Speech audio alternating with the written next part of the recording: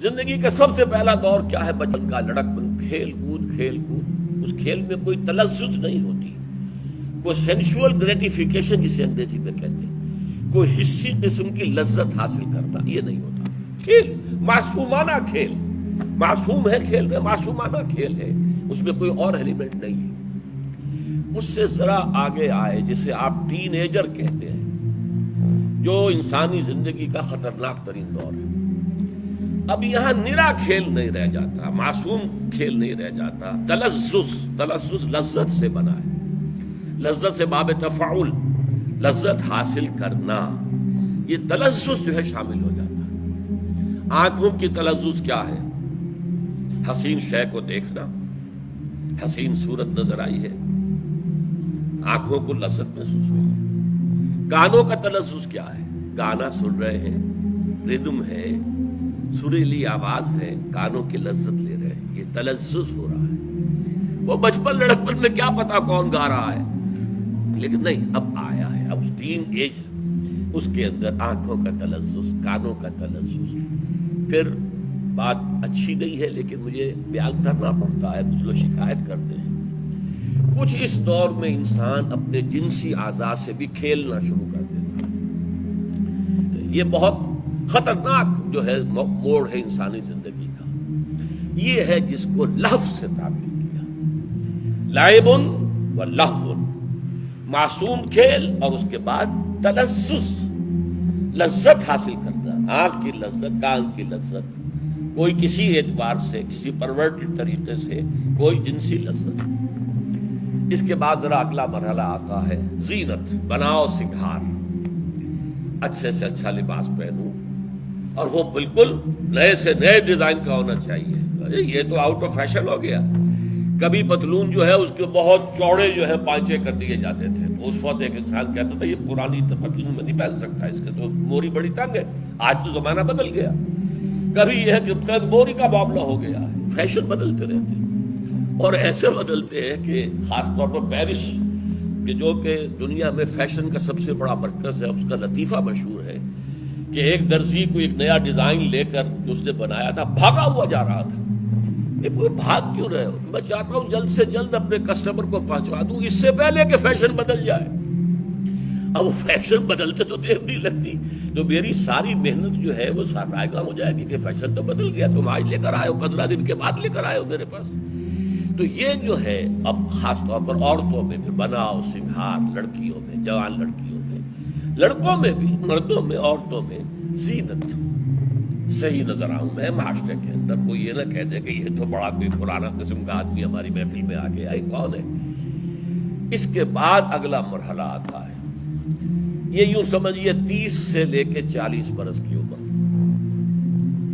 اس میں تفاخر، فخر کرنا، میری نسل بلند ہے، میری ذات اونچی ہے، میرے پاس دولت زیادہ ہے، میرے پاس قوت و حشمت زیادہ ہے، تفاخرم بینکم، خون پر، رنگ پر، پیشے پر میرا پیشہ بہت اعلیٰ ہے، میری حیثیت معاشرے میں بہت بلند ہے۔ اور یہاں تفاخر کہا گیا ہے، یہ باب تفاعل میں کیا ہے خاصہ کہ ایک دوسرے کے مقابلے میں آنا، فخر میں ایک دوسرے سے آگے نکلنا، یہ تفاخر ہے، فخر، ایک دوسرے پر فخر کرنا، رنگ پر، نسل پر، دولت پر، مال پر، اور ایک زمانے میں اولاد پر ہوتا تھا، آج کا دور بدل گیا ہے۔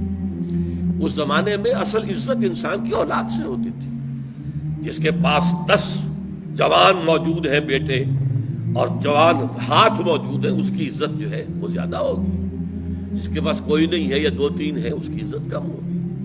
مجھے لطیفہ یاد ہے، میرے کلاس فیلو نے میڈیکل کالج میں سنایا تھا کہ ایک بوڑھے آدمی کے 11 بیٹے تھے، لیکن 11 کے 11 کو اس نے پڑھا دیا، ڈاکٹر، 5-6 تو ان میں سے ڈاکٹر تھے اور اعلیٰ عہدوں پر چلے گئے، اور ایک کوئی اس کا قریبی رشتہ دار تھا، اس کے 2 بیٹے تھے، انہوں نے کچھ پڑھا لکھا نہیں۔ اب جب کوئی جھگڑا ہوتا تھا وہ لاٹھی لے کر میدان میں آ جاتے تھے، یہ پڑھے لکھے دبک جاتے تھے، انہیں معلوم ہے ہماری زندگی بہت قیمتی ہے، 20 سال ہم نے لگا کر میڈیکل کر تعلیم حاصل کی، ہم میدان میں کیسے آ جائیں، رسک کیسے لے لیں؟ تو وہ چیختا پھرتا تھا، کوئی میرے 11 پڑھے ہوئے لے لے اور مجھے 1 ان پڑھ دے دے۔ جو میرے ساتھ کھڑا ہو کر میدان میں تو آ سکے، مقابلہ تو کر سکے. ایک ان پڑھ مجھے چاہیے، یہ 11 جو پڑھے لکھے ان سے لے. تو اولاد کی کثرت جو ہے یہ بہت بڑی فخر کی بات ہے. اب اس کے بعد جب انسان، یہ 40 برس کے بعد ہوتا ہے جب عمر ڈھلنی شروع ہوتی ہے. اب تفاخر کا معاملہ ختم، اب تکاثر، زیادہ سے زیادہ دولت، زیادہ سے زیادہ مال، زیادہ سے زیادہ اولاد، تکاثر میں کثرت سے مقابلہ کرنا. اب چاہے مونچھ جو ہے نیچی ہی نہیں موڑ دی جائے، لیکن پیسہ آنا چاہیے، دولت آنی چاہیے. مجھے اس سے غرض نہیں ہے کہ میری مونچھ نیچی ہو گئی ہو جائے، کوئی پرواہ نہیں، بلکہ مونچھ میں منڈوانے کو بھی تیار ہوں، پیسہ آنا چاہیے. یہ تکاثر فی الاموال والاولاد یہ ختم نہیں ہوتا جب تک انسان مٹی تلے دبا نہ دیا جائے. یہ آخری دور انسان کا. چاہے ایک شخص کے پاس اتنی دولت ہو کہ 10 اس کی پشتیں بیٹھ کر کھا سکیں پھر بھی، اور اس کی ٹانگیں چاہے قبر میں لٹکی ہوئی ہو، لیکن تکاثر پیچھا نہیں چھوڑے گا. اس پر پوری ایک سورت ہے قرآن کی، آپ کو معلوم ہے. الہاکم التکاثر حتی زرتم المقابر. تمہیں یہ کثرت اور محتاج کی طلب نے غافل کیے رکھا یہاں تک کہ قبروں تک پہنچ گئے. اب اس کو ایک مثال سے واضح کیا جا رہا ہے. کمثل غیث، جیسے کہ مثال ہے بارش کی. اعجب الکفار نباتہ، جو زراعت کرنے والے کسان کو جو نباتات اس سے پیدا ہوتی ہے وہ بہت بھلی لگتی ہے. اب دیکھیے 2 طرح کے معاملے ہوتے ہیں. ایک تو باقاعدہ آپ نے کھیت میں ہل چلایا، بیج ڈالا، بارش ہو گئی، اب دل باغ باغ ہو گیا اس لیے کہ اب وہ بیج پھوٹ رہے ہیں، کونپنے نظر آ رہے. ایک یہ ہوتا تھا بارانی علاقوں میں بارش ہوئی، آپ سطح مرتفع ہمارا جو پوٹھوہار کا ہے اس میں جا کر یہی منظر دیکھیں گے. عرب میں یہی تھا، حجاز میں یہی تھا. بارش ہوئی تو پہاڑوں پر گھاس اگائی، ہریاول نظر آ رہی ہے، ہرا ہرا. اب ظاہر بات ہے کہ جو خانہ بدوش لوگ ہیں جن کی اصل دولت کیا ہوتی تھی، بھیڑیں بکریاں انہیں چراتے تھے، تو اب ان کو بڑی خوشی ہوئی، بھیڑیں اور بکریاں کھائیں گی، گھاس چریں گی، موٹی ہو جائیں گی، دودھ زیادہ دے گی، وغیرہ وغیرہ. لیکن یہاں خاص طور پر جو کسان ہے اس کا ذکر ہو رہا ہے. کفار کے لفظ کو یہاں سے سمجھ لیجئے. کفر کا میں نے آپ کو کئی مرتبہ بتایا کہ کفر کے معنی چھپا دینا. کفر شکر کے مقابلے میں ہے کہ آپ کے ساتھ کسی نے نیکی کی تو ایک جذبہ تشکر آپ کے اندر سے ابھرنا چاہیے. اگر آپ کی فطرت مسخ نہیں ہو گئی، اگر آپ کی انسانیت مر نہیں گئی ہے، آپ کی فطرت اگر سلیم ہے، سالم ہے، صحیح ہے، صحت مند ہے، تو جذبہ شکر ابھرے گا. اور اگر نہیں ابھر رہا، دبا دیا آپ نے اس کو، تو گویا کہ آپ کی شخصیت مسخ ہو چکی ہے. تو شکر اور کفر ایک دوسرے کے مقابلے میں آئے. لئن شکرتم لازیدنکم، دیکھو ہماری جو نعمتیں ہم نے تمہیں دی ہیں، اگر تم ان کا شکر کرو گے ہم اور دیں گے. ولئن کفرتم ان عذابی لشدید، لیکن کفران نعمت کرو گے. دیکھیے لفظ کفران نعمت، چھپا دینا اس جذبے کو. اسی طرح ایمان جو ہے وہ انسان کی روح کے اندر ہے. ایک کافر جو ہے وہ پہلے اس کو دباتا ہے، یہاں پڑھ چکے ہیں، کفروا وکذبوا بآیاتنا. اور اگلا جرم ہے، جرم بالائے جرم، کہ آیات الہیہ سامنے آئے ان کو جھٹلا دیا جائے. تو کسان بھی چونکہ بیج زمین میں مٹی میں دباتا ہے، چھپاتا ہے، اس لیے اس کو بھی کہا جاتا ہے کفار. اعجب الکفار نباتہ، جس نے محنت کی تھی، ہل چلایا تھا، بیج ڈالا تھا، کچھ جو پانی بھی میسر تھا اسے سینچا تھا. اب جب اس سے بارش برس گئی اور اب اس سے رویدگی ہو رہی ہے، تو اعجب الکفار نباتہ، بہت اچھا منظر ہوتا ہے. ہریاول ہی ہریاول، نہایت جو بھی فصل ہوتی ہے، گندم کی ہو، چاول کی، شروع میں تو سب ہری ہے، ہری بھری فصل. فتراہم ثم یہیج، حاجہ یہیجو، کسی کا پورے جوش پہ آ جانا. اسی لیے ہم ہیجان کہتے ہیں، آپ کے اندر جوش پیدا ہو، ہیجان پیدا ہو گئے. تو یہ ہیجان سے یہیج، وہ فصل جو ہے بھرپور ہوتی ہے، جب لہلہا رہی ہوتی ہے.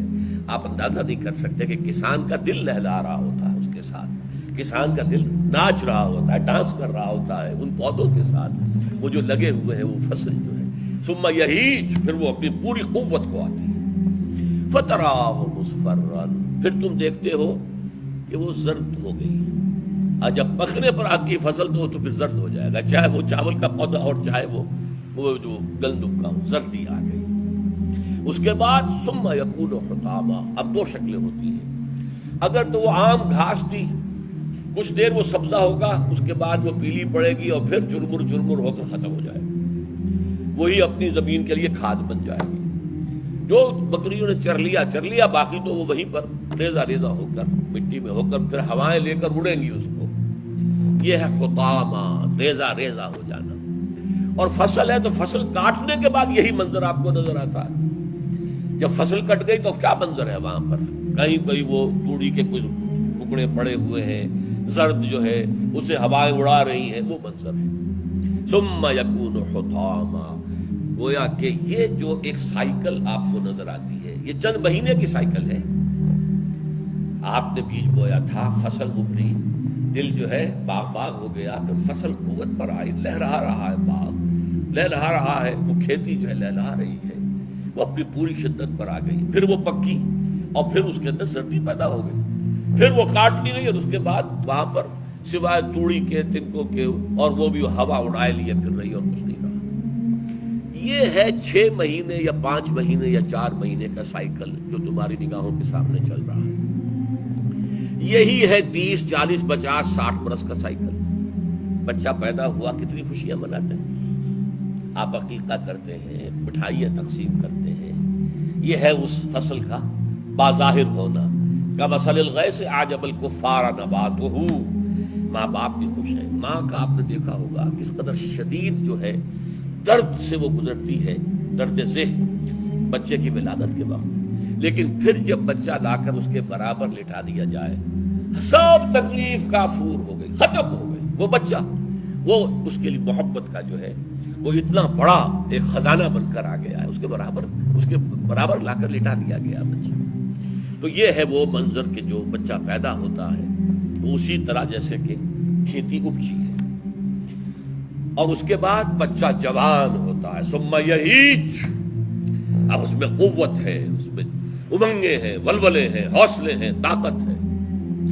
پھر کچھ عرصے کے بعد ادھیڑ عمر ہوتی ہے، چہرے پر جھٹیاں آ گئی، بال سفید ہو گئے، جیسے وہ فصل جو ہے وہ زرد ہو گئی تھی، اب انسان کے بال جو ہے وہ سفید ہو رہے ہیں، قوا کمزور ہو گئے ہیں، اور اس کے بعد آخری منزل قبر میں اتار دیا گیا اور مٹی ہو کر مٹی میں مل گیا۔ جیسے وہ فصل جو تھی یا وہ گھاس جو تھی پھر مٹی ہو کر مٹی میں مل جائے گی، وہ اگلی کسی بارش کے لیے اب یوں سمجھے کھاد کا کام کرے گی، یا اسی میں کچھ دانے بیج کے، گھاس کے بیج کے ہوں گے، وہ زمین میں دبے رہ جائیں گے، تو پھر بارش ہوگی تو پھر وہ ابھر آئیں گے۔ تو یہ ایک سائیکل ہے، نباتاتی سائیکل، چند مہینوں کا، یہ تمہاری نگاہوں کے سامنے ہو رہا ہے۔ یہی ایک بڑے پیمانے کے اوپر انسانی سائیکل ہے، پیدائش ہے، بچپن ہے، بلکہ لڑکپن ہے، بچپن ہے، نوجوانی ہے، جوانی ہے، پوری قوت پہ آنا ہے، پھر ادھیڑ عمر ہے، پھر بڑھاپا ہے، اور پھر کندھوں پر اٹھا کر لے جا کر اور مٹی میں دبا دیا جاتا ہے، اور کیا ہوگا وہاں مٹی ہو کر مٹی میں مل جائے۔ تو یہ سائیکلز ہیں، وہ ایک یہ کہ جو تمہاری زندگی کا ہے، اور دوسرا جو ہے عالم نباتات کا ہے۔ لیکن مسئلہ کیا ہے؟ عالم نباتات کا معاملہ ختم ہو گیا، انسان کا معاملہ ختم نہیں ہوا، اگلی منزل تو آنی ہے، اصل زندگی تو آنی ہے۔ وَإِنَّ دَارَ الْآخِرَةَ لَهِيَ الْحَيَوَانُ لَوْ كَانُوا يَعْلَمُونَ، اصل زندگی تو ہے ہی آخرت کی زندگی، کاش کہ انہیں معلوم ہوتا۔ اس آخرت کی زندگی کا معاملہ کیا ہے؟ وَفِي الْآخِرَةِ عَذَابٌ شَدِيدٌ وَمَغْفِرَةٌ مِّنَ اللَّهِ وَرِضْوَانٌ۔ اب آخرت میں 2 انجام ہوں گے، یا عذاب شدید، سخت عذاب۔ تم نے اگر اپنے ضمیر کی آواز پر لبیک نہیں کہا، تمہارے سامنے دعوت حق آئی، تم نے اسے قبول نہیں کیا، تم نے اپنے اندر اخلاقی حس کو زندہ دفن کر دیا، اپنے نفس کے اندر بے درد ہو گئے، کٹھور ہو گئے، لوگوں پر ظلم کرنے والے ہو گئے، عذاب شدید، اب بدترین عذاب، شدید ترین عذاب کے اندر جو ہے جھونک دیے جاؤ گے۔